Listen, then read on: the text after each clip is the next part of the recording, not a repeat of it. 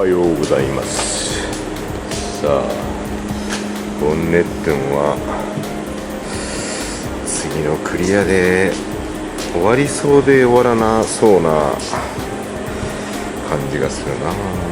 そしてダッシュ君、おー、いい感じで固まっているな。このネットは結構丈夫なんか完全効果にはもう今一歩やな。なんかそんな気がするから、もうちょっと立っておこう。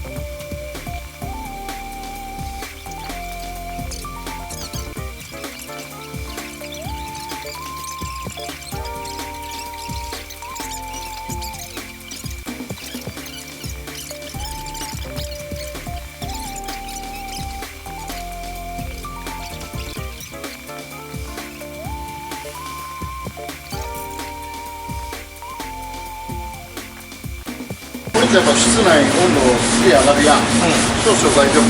少々大丈夫かな、わからん。いや、要はレーザーの上に乗ったサフがあるかな。いや、そいつが剥がれん限りは多分大丈夫。あ、そうなの？いや、プライマー行ってサフで下地作って、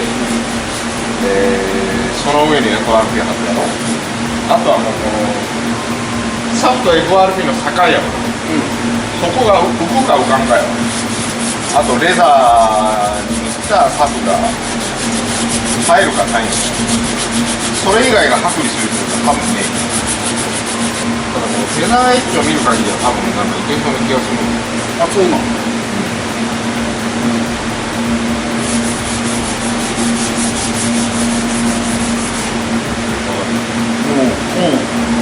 抜いたやつがなんかこうあんまりついてねえかもね。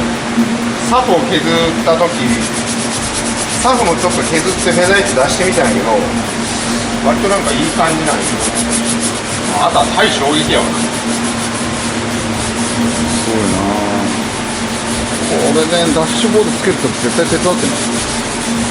手伝う気がする。むしろ俺がメインだわ。いやでもちょっとおろいと扱いてえやんだってダッシュなんかつけるのに。